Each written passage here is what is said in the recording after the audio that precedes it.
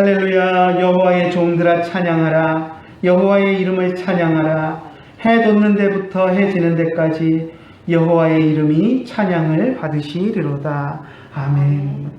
하나님 아버지 은혜를 감사합니다. 오늘도 변함없이 우리를 통하여 영광 받으시고 예배를 받으시는 하나님을 우리가 오늘도 모여서 주님 앞에 예배하며 주님 앞에 나아가며 주님을 찬송합니다.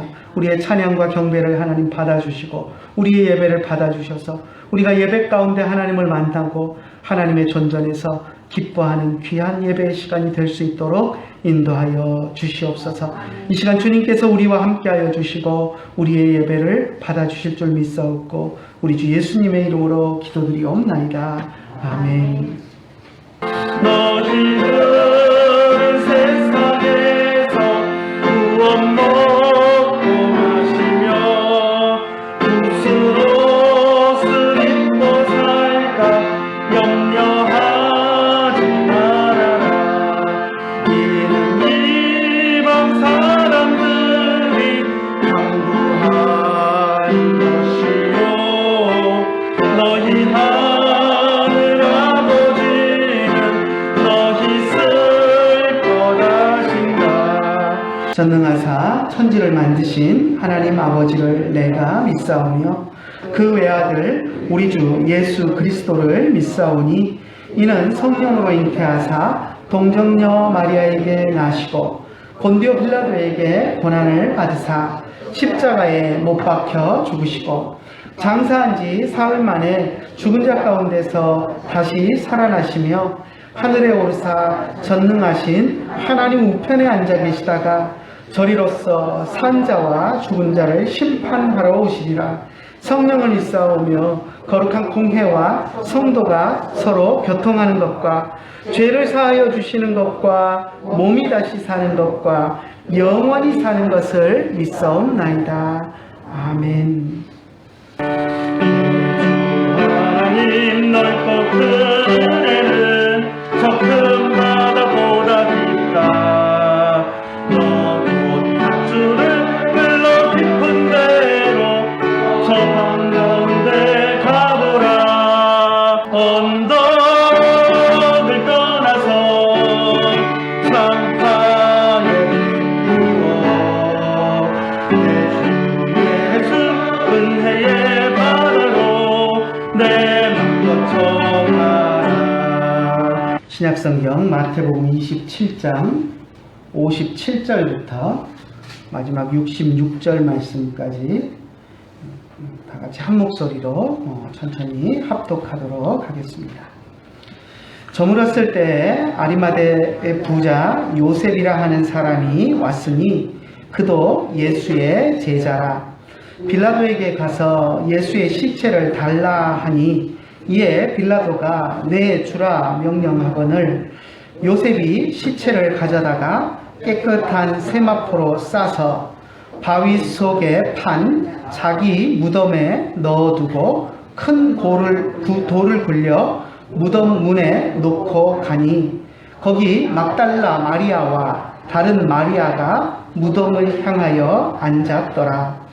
그 이튿날은 준비일 다음 날이라 대제사장들과 바리새인들이 함께 빌라도에게 모여 이르되 주여 저 속이던 자가 살아있을 때 말하되 내가 사흘 후에 다시 살아나리라 한 것을 우리가 기억하노니 그러므로 명령하여 그 무덤을 사흘까지 굳게 지키게 하소서.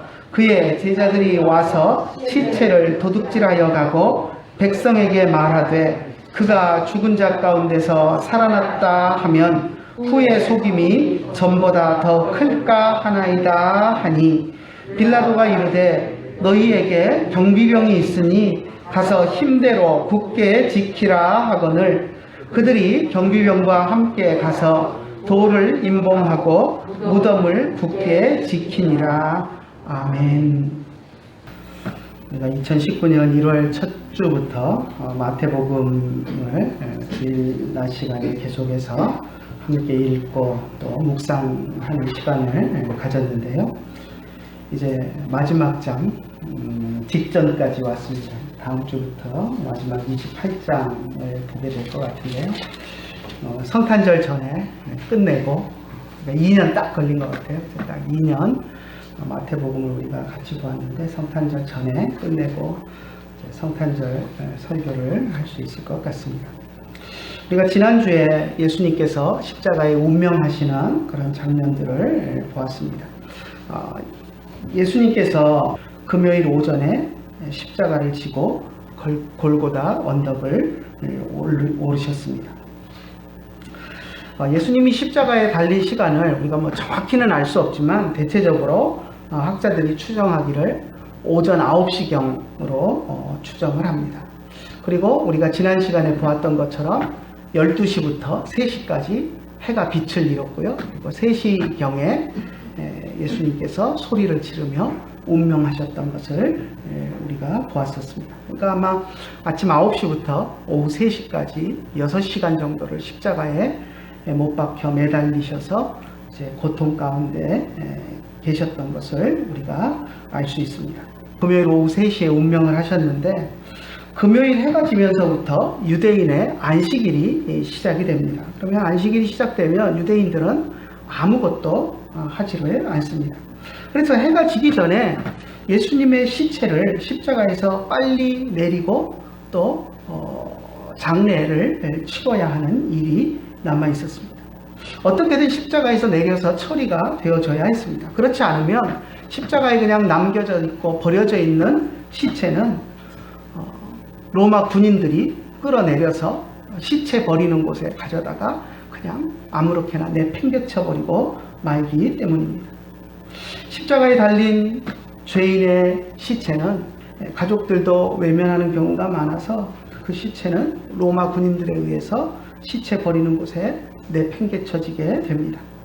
만약 예수님의 시체도 아무도 가져가는 사람이 없다면 시체 버리는 곳에 함께 버려지고 말았을 것입니다. 예수님께서 붙잡혀 십자가에 달리시게 되면서 예수님을 따르던 제자들이 다 도망치고 흩어졌습니다. 그랬기 때문에 예수님의 시신을 가져다가 장례를 지낼 만한 사람이 없었습니다. 거기다가 예수님이 지금 공식적으로 처형될 때 공식적인 그 죄명이 로마에 대한 반란죄로 처형을 당하는 것이었기 때문에 예수님의 시체를 내어달라고 가서 요구하는 것 자체가 내가 예수와 가까운 사람이다 하는 것을 드러내는 일이었고, 그렇게 되면 예수님과 함께 반란을 주도했던 자로 의심을 받을 수가 있기 때문에 아무도 쉽게 나설 수가 없는 그런 상황이었습니다. 또 설령 누군가가 그렇게 나서서 예수님의 시체를 요구할 수 있는 사람이 있다라고 하더라도, 그래서 시체를 받아온다 하더라도 지금 예수님의 장례를 치를, 예수님의 시신을 갖다 넣을 무덤도 없고, 또 예수님의 시체에 바를 향유 같은 것도 전혀 준비가 되지 않은 상태였기 때문에 예수님의 시체를 어떻게 처리해서 장례를 치러야 하는가 하는 것은 정말 막막한 그런 문제였습니다. 예수님의 십자가 곁을 끝까지 지키고 있었던 사람들이 있었습니다. 오늘 우리가 읽은 본문에도 나오지만 막달라 마리아와 몇몇 여인들이 예수님 곁을 끝까지 지켰습니다. 이들은 예수님이 운명하신 이후에 이제 곧 해가 지면 2-3시간 안에 해가 질 텐데, 해가 지게 되면 안식일이 시작되고, 그러면 이 예수님의 시신을 어떻게 할 것인가 십자가 곁에서 걱정만 하며 발만 동동 구르고 있을 수밖에 없었습니다. 그런데 오늘 우리가 읽은 본문에 보니까 그 순간에 혜성같이 등장한 사람이 있습니다. 아리마대 사람 요셉이 바로 그 사람입니다. 57절 한번 같이 읽어볼까요? 저물었을 때 아리마대의 부자 요셉이라 하는 사람이 왔으니 그도 예수의 제자라. 58절 빌라도에게 가서 예수의 시체를 달라 하니 이에 빌라도가 내주라 명하거늘. 아리마대 사람 요셉이 나타나서 빌라도를 찾아가서 내가 예수와 연관이 있다. 내가 예수의 시체를 장사 지낼 테니 나에게 예수님의 시체를 내어달라라고 요구했습니다. 마태는 단순히 그를 부자다, 아리마대 부자 요셉이다 라고 이렇게 소개하고 있습니다. 그런데 마가와 누가의 기록을 보면 그는 단순히 돈만 많은 부자가 아니라 유대인들 사회 속에서 거룩하고 의로운 사람으로 존경받는 사람이었고 또 산헤드린 공회의 공회원이었습니다. 누가복음 23장 50절인데요. 한번 같이 읽어볼까요? 공회의원으로 선하고 의로운 요셉이라 하는 사람이 있으니, 공회의원이다, 공회원이다 라는 것을 이야기하고 있고 선하고 의롭다라고 평가를 하고 있습니다. 마가복음은 어떻게 평가하나 볼까요? 아리마대 사람 요셉이 와서 당돌이 빌라도에게 들어가 예수의 시체를 달라 하니 이 사람은 존경받는 공회원이요 하나님의 나라를 기다리는 자라. 마가복음 15장 43절 말씀입니다. 존경받는 공회원이다 라고 이야기합니다. 이제 공회원이라고 해서 다 존경받는 건 아닙니다. 하나님 앞에 경건하고 또 삶의 그런 신실한 모습이 드러나야 사람들로부터 존경을 받는데 존경받는 공회원이다 라고 그렇게 기록을 하고 있습니다. 또 보니까 재밌는 표현을 쓰고 있는데요. 당돌이 빌라도에게 가서 예수의 시체를 달라 했다라고 해서 아주 용감하게 빌라도를 찾아갔던 그런 모습을 기록하고 있습니다. 아무튼 아리마대 사람 요셉은 공회원이었고 예수님을 재판했던 유대인의 산헤드린 공회를 이야기합니다. 하지만 누가복음 기록에 보면 공회가 열렸을 때에도 예수님의 처형을 반대했던 사람이다 라고 기록하고 있습니다. 혼자 반대한다고 해서 예수님의 처형을 막을 수 있는 일은 아니었습니다. 그래서 요한이 기록한 것을 보면 오늘 우리가 읽은 본문의 마태도 분명하게 요셉이라는 사람이 왔으니 그도 예수의 제자라고 이야기를 하고 있지만 요한도 분명하게 예수님의 제자 중 한 사람이다 라는 것을 기록하고 있습니다. 그는 분명히 예수님의 가르침을 듣고 예수님이 메시아다라는 것을 깨닫고 예수님을 마음속에 흠모하며 예수님의 제자로서 살아가려고 했던 사람입니다. 단지 그가 유대 사회 속에 속해 있었고 또 공회원의 신분이었기 때문에 주변 유대인들의 눈을 의식하여서 자신이 예수님의 제자다라는 것을 공개적으로 드러내지 못하고 내가 예수를 믿는다, 예수를 메시아로 인정한다 라는 말을 공개적으로 하지 못하고 감추고 살아가던 그런 사람이었습니다. 평소에 그렇게 자신의 신앙을 드러내지 않고 숨어 지내던 그가 예수님의 십자가의 죽으심을 보고 용기를 냈습니다. 세상 밖으로 나와서 자신의 믿음을 세상 가운데 드러낸 것입니다.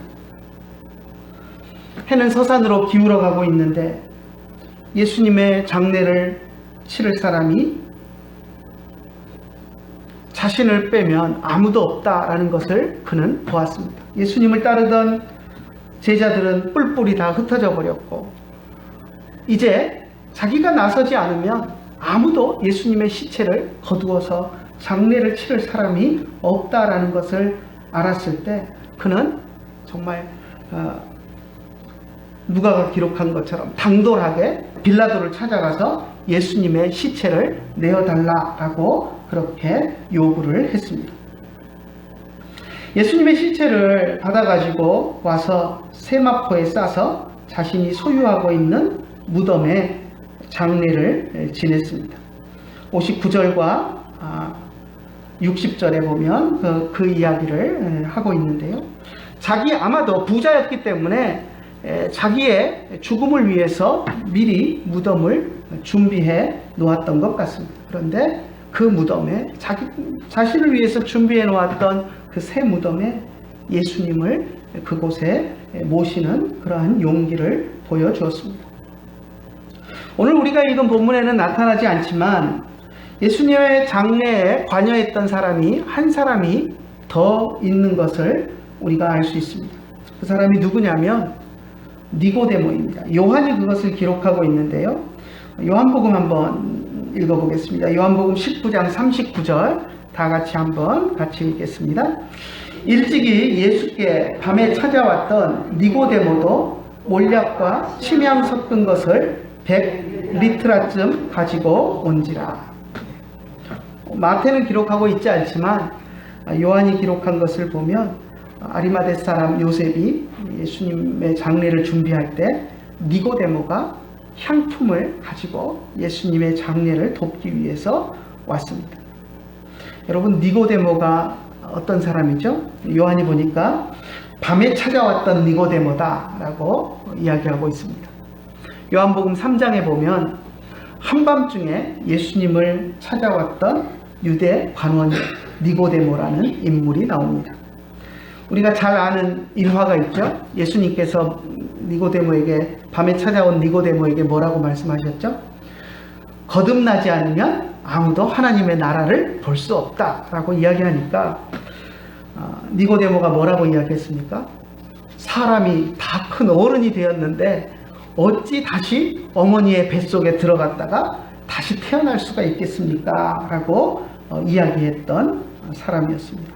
그 일화를 우리가 너무나도 잘 압니다. 그래서 그것에 대해서 예수님께서 물과 성령으로 거듭나지 않으면 천국에 들어갈 수 없다라고 하면서 그 거듭남이 어머니 뱃속에 들어갔다 다시 태어나는 것이 아니라 성령으로 새롭게 태어나는 것이다 라는 것을 그에게 가르쳐 주셨던 그 사건을 우리가 너무나도 잘 알고 있습니다. 바로 그 니고데모를 이야기합니다. 이 니고데모도 왜 밤에 예수님을 찾아갔을까요? 유대 관원이라 낮에 벌건 대낮에 예수님을 찾아가면 사람들이 너 왜 예수님을 찾아갔느냐 라고 사람들의 구설수에 올라가고 너도 예수의 제자가 되려느냐 하는 그런 사람들의 따가운 시선과 그런 것들이 싫어서 아무도 없는 밤중에 한밤중에 사람들의 시선을 피해서 예수님을 찾아가서 예수님께 묻고 예수님의 가르침을 듣고 그리고 예수님의 제자가 되었던 사람이 바로 니고데모였습니다. 예수님의 제자가 된 뒤에도 니고데모는 자신의 신분을 아리마대 사람 요셉처럼 감추면서 지금까지 살아왔습니다. 그랬던 그도 예수님의 죽으심 앞에 예수님이 십자가에 죽으시고 제자들은 다 뿔뿔이 예수님을 버리고 흩어져 버린 그 상황 속에서 나라도 나서서 예수님의 장례를 치러야 되겠다라는 마음을 가지고 장례를 예수님의 시신을 처리할 향품을 준비해 가지고 나왔던 것입니다. 그래서 촉박한 시간이 얼마 남지 않은 그 상황 속에서 아리마대 사람 요셉과 니고데모가 함께 힘을 합하여서 예수님의 시신을 수습하고 그리고 예수님의 시신에 향을 바르고 세마포로 싸서 아리마대 사람 요셉이 준비해 놓았던 그 무덤에 예수님을 장례 지낸 것을 우리가 보게 됩니다. 평소에 그렇게 자신의 신앙을 드러내지 않고 숨어 지냈던 그들이 예수님의 십자가의 죽으심을 보고 용기를 내어서 등장했고 그리고 그들에 의해서 예수님의 장례가 치러졌던 것입니다. 예수님의 장례가 그렇게라도 치러질 수 있었던 것은 그동안 숨어 지냈던 이 두 사람의 용기 때문이었습니다. 사실 그들은 그동안 부끄러운 신앙생활을 했습니다. 숨어 지냈습니다. 하지만 성령이 그들의 마음을 움직이셨을 때 그들은 용기 있게 나와서 예수님의 장례를 치렀습니다. 예수님의 장례를 치르기 위한 아리마대 사람 요셉과 유대인의 관원이었던 니고데모의 그런 헌신은 단순히 등장해서 향품을 제공하고 무덤을 제공하고 사라져버리는 그런 정도의 수준의 것이 아니었습니다. 이제부터는 예수님의 제자로서 세상에 만천하에 나의 신분을 드러내는 그러한 용기와 결단을 내린 것이었습니다. 유대 사회 속에서 자신들이 그동안 쌓아놓은 명예와 존경과 지위를 모두 다 잃을 수 있는 그러한 일이었지만 그들은 그것을 두려워하지 않고 용기를 내어서 예수님의 제자라는 것을 만천하에 드러냈던 것입니다. 어쩌면 과격한 유대인들에 의해서 자신들의 생명이 위협을 받을 수도 있는 일이었습니다. 하지만 그들은 더 이상 숨어있지 않았습니다. 어쩌면 지금까지는 그들이 숨어 지냈던 것이 핑계라면 핑계일 수 있겠지만 예수님 주변에 많은 제자들이 있었고 예수님을 따르며 예수님을 섬기는 많은 사람들이 있었기 때문에 굳이 자신들이 나서서 예수님 곁을 지키지 않아도 된다고 생각했던 것 같습니다. 예수님의 제자라는 것을 드러내놓고 나섰다가 또 잃게 될 것들이 너무 많다라는 것을 생각할 때 또 용기가 나지 않아서 나서지 못했을 수도 있습니다. 하지만 예수님이 십자가에 돌아가시고 예수님의 곁에 있던 제자들이 다 뿔뿔이 흩어져서 달아나 버리고 예수님의 시신을 처리해서 장례 지낼 사람조차 한 사람도 남아있지 않다라는 것을 알게 되었을 때 그들은 이제 내가 나서야 할 때다라는 것을 깨닫게 되었습니다. 성령이 자신들의 마음속에 이제 너희들이 나서야 할 때다라고 부르시는 그 음성을 들은 것입니다. 성령의 음성을 듣고 나서 그들은 전혀 망설이지 않았습니다. 염려하지 않았습니다. 내가 나섰다가 유대인들에게 내가 예수의 제자라는 것이 드러나면 어떻게 될까? 그 이후로 어떤 일들이 나에게 벌어질까? 이와 같은 염려는 전혀 하지 않았습니다. 자신들이 나서야 될 때가 되었다라는 것을 깨달았을 때 지체 없이 움직였던 것입니다.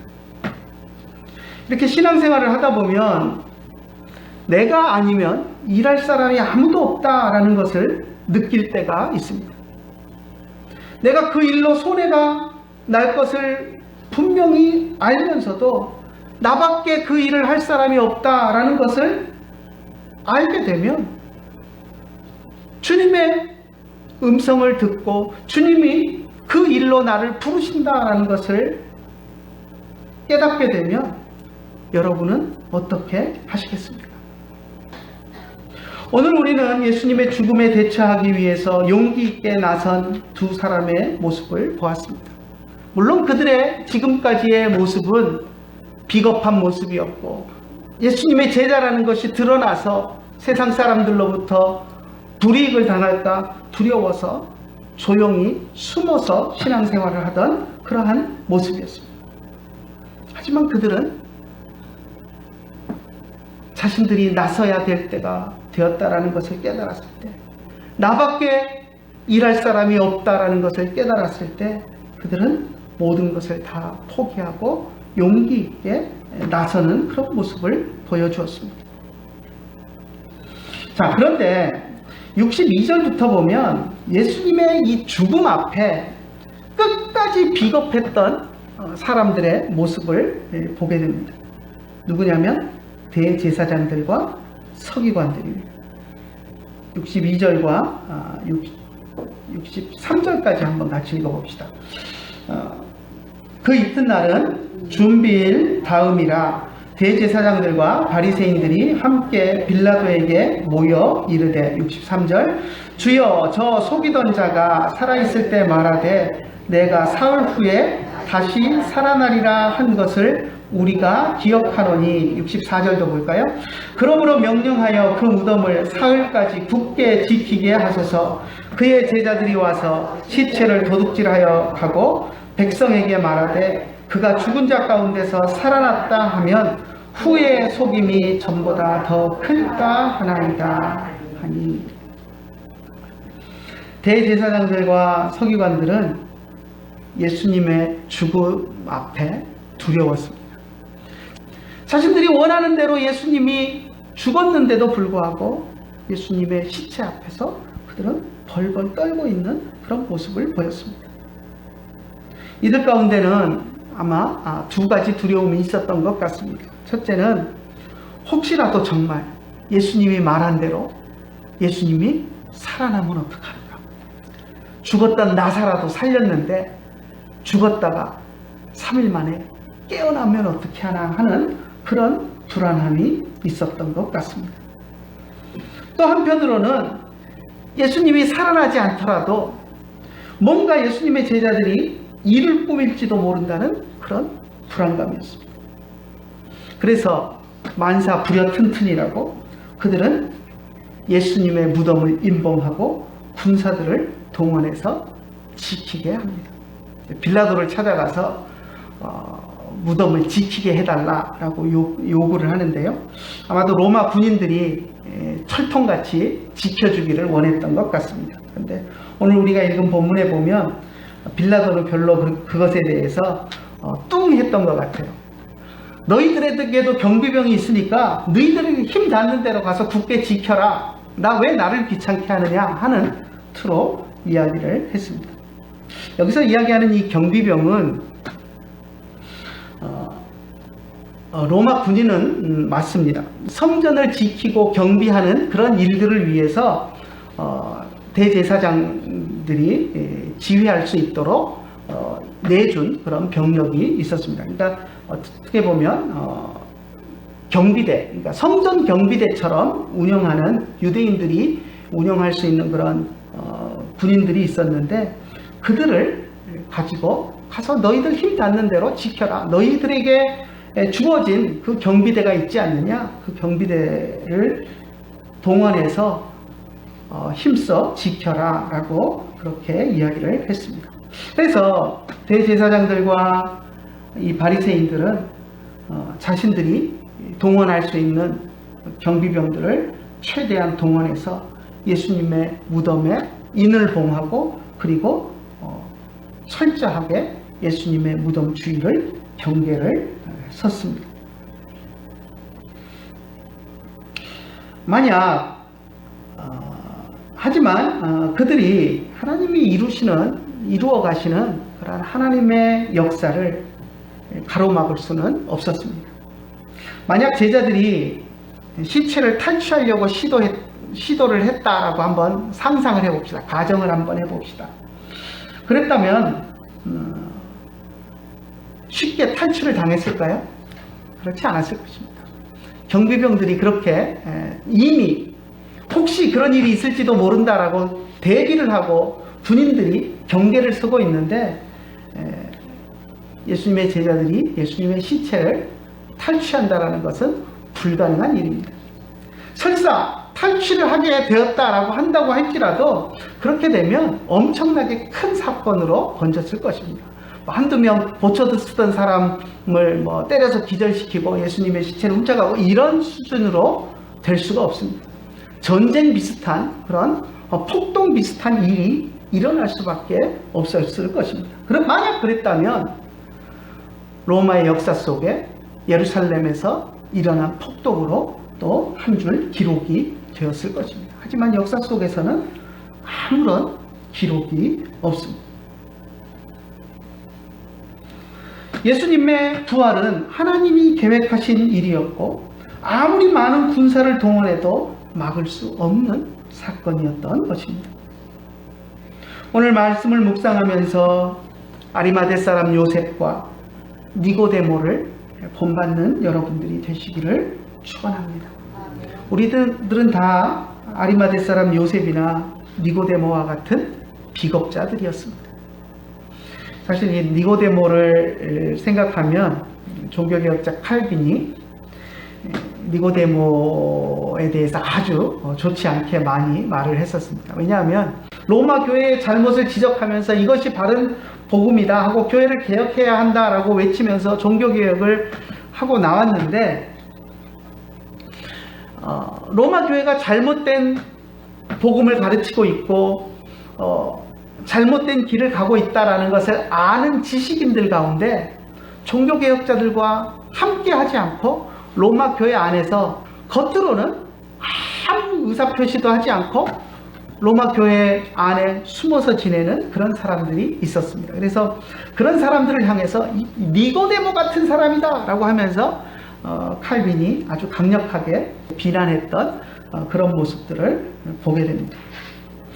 니고데모나 아리마대 사람 요셉이나 그들이 예수님의 죽으심 이전까지는 어쩌면 그렇게 손가락질을 당할 만큼 비겁한 사람들이었습니다. 예수님을 믿으면서도 예수님을 메시아로 인정하면서도 그들의 삶 속에서 전혀 예수님이 메시아시다, 내가 그분을 믿는다라는 고백을 하지 않고 안 믿는 것처럼 숨어서 지내면서 한밤중에나 예수님 찾아가서 말씀 듣고 네 예수님 말씀이 옳습니다 하고 돌아와가지고는 또 아닌 척하고 숨어서 살아가던 그런 비겁한 사람들이었습니다. 우리 안에도 그런 비겁함들이 다 있습니다.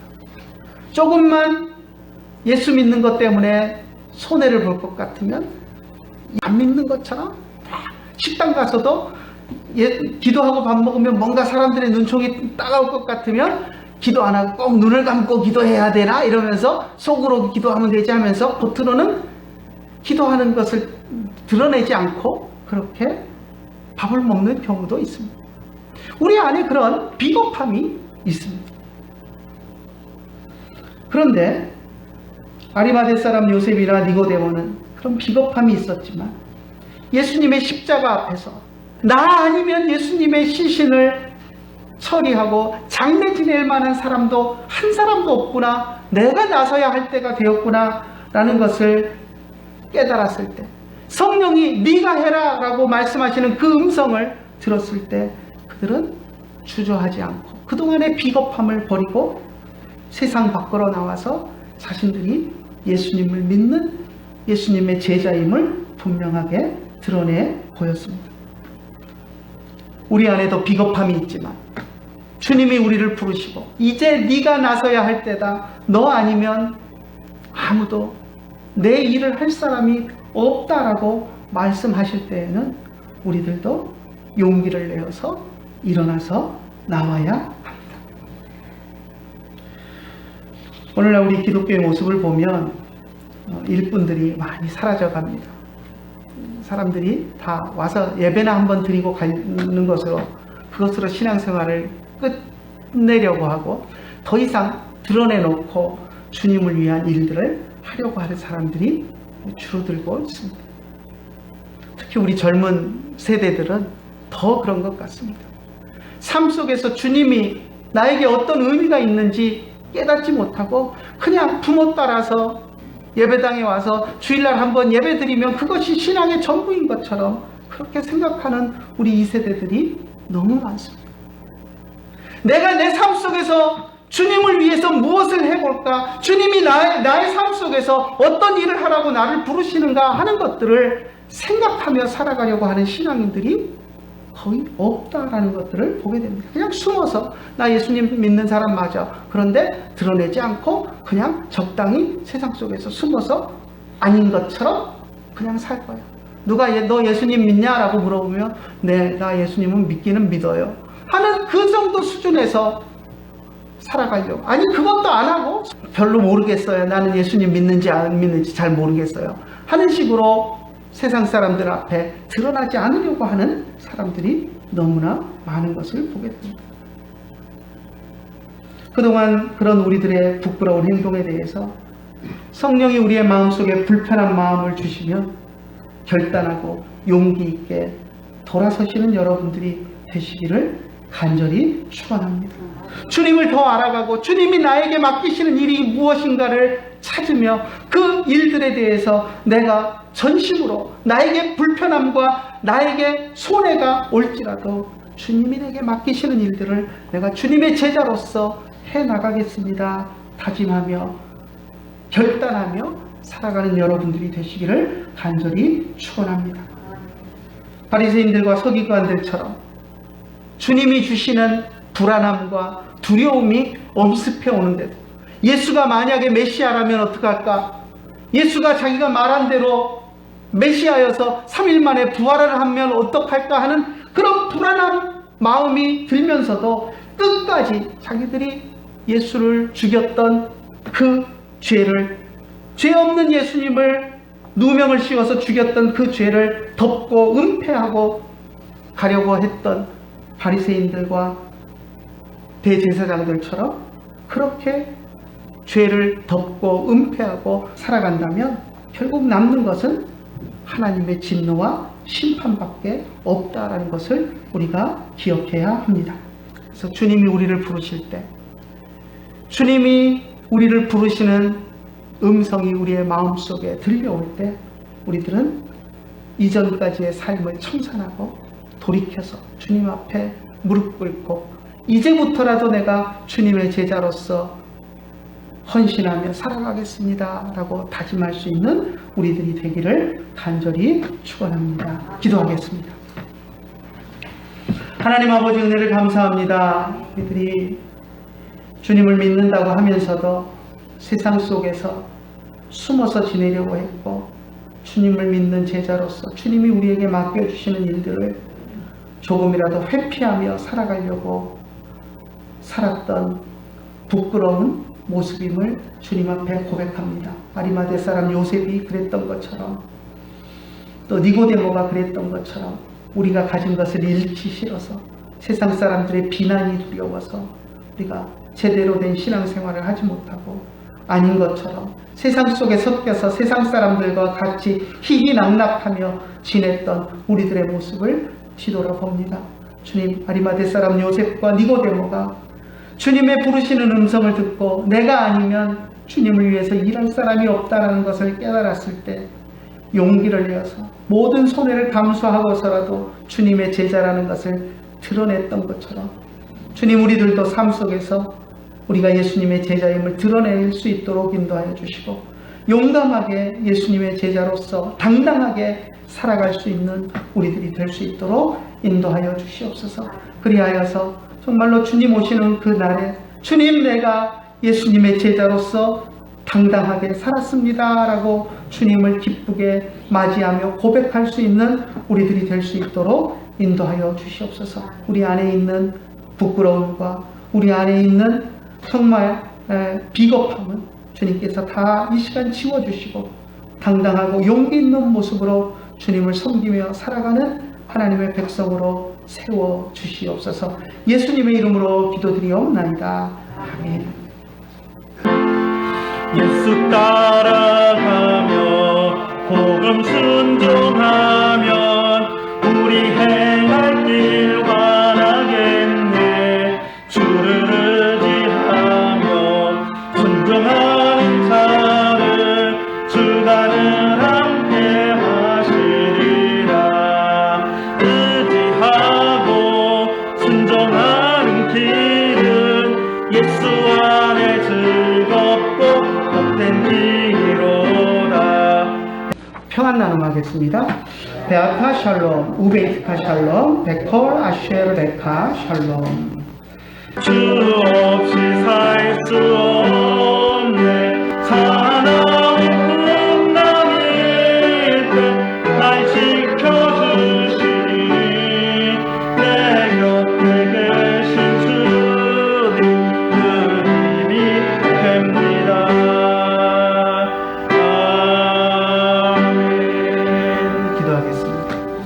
이제는 우리 주 예수 그리스도의 크신 은혜와 하나님 아버지의 한이 없으신 사랑과 성령님의 감화하시고 감동하시고 우리 가운데 교통하심이 이제 부끄러움과 비겁함을 다 버리고 주님이 부르시는 그 자리에서 주님의 제자로서 살아가기를 원하는 주의 사랑하는 자녀들 머리 위에 이제로부터 영원토록 함께 계실지어다. 아멘.